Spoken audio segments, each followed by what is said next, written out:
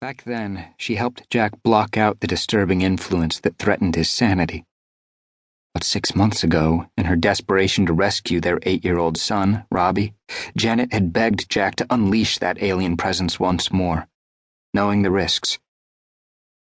Janet swallowed hard and said what she didn't want to. Go on. In the excruciating half-hour that followed, as she listened to what Jack had to tell her, Janet's dread found its source. Deep inside the abandoned New Zealand gold mine that he and Heather had transformed into their secret compound, Mark Smythe watched as an army of robots worked on expansion. He glanced over at Heather, who stood beside him on the platform overlooking the central manufacturing hub. At 27, his wife was more beautiful than ever, radiating power in a way that he found incredibly sexy.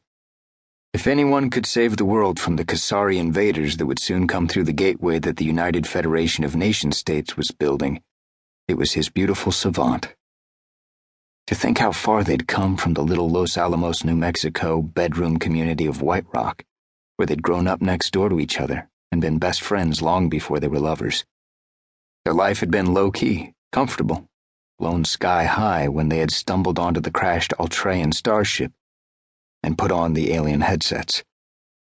Not only had the devices linked their minds to the starship's computer, revealing the intergalactic warfare between the Altreians and the Kasari Collective, but the three headbands had altered Mark, Heather, and Jennifer in different ways. A year and a half later, Jack and Janet's baby, Robbie, accidentally slipped the fourth of the Altreian headsets over his temples and underwent a similar transformation. As Mark looked at his wife, he knew that he wouldn't have chosen a different path, despite the horrors they had been through. He redirected his gaze across the 30,000-square-foot room that they had hollowed out of the bedrock a mile beneath New Zealand's Tasman district.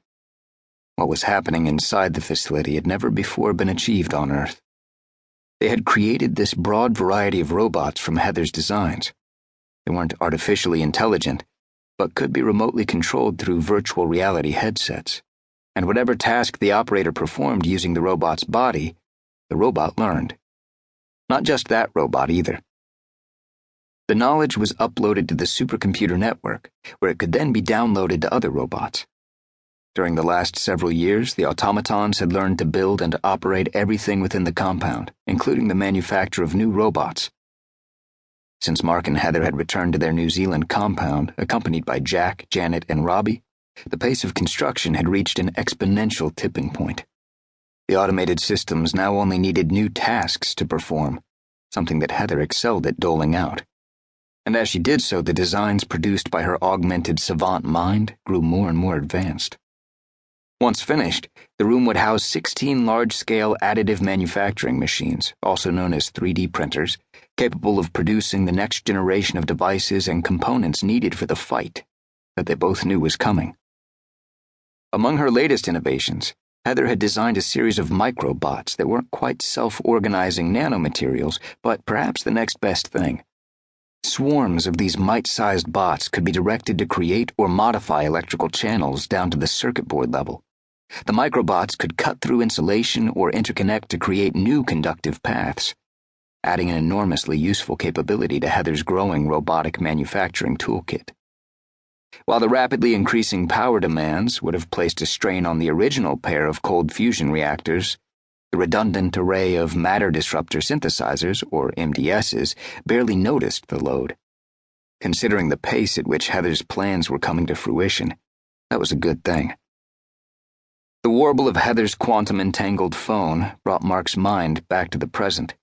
Seeing her smile fade, Mark felt concern replace the satisfaction he'd experienced only moments before. She hung up and turned to him, raising her voice to be heard above the clamor of ongoing construction. "Janet wants us topside right away. Something's going on with Jack. From her tone, it's not good." For a moment, Heather's eyes turned milky white, as they often did when one of her savant visions consumed her. That didn't surprise him, but he was taken aback when she broke into a run toward the elevator. Mark, making use of his augmented speed, sprinted after her, reaching her side just as she pressed the call button. The elevator door whisked open, and they stepped inside the waiting car. The space was industrial-sized,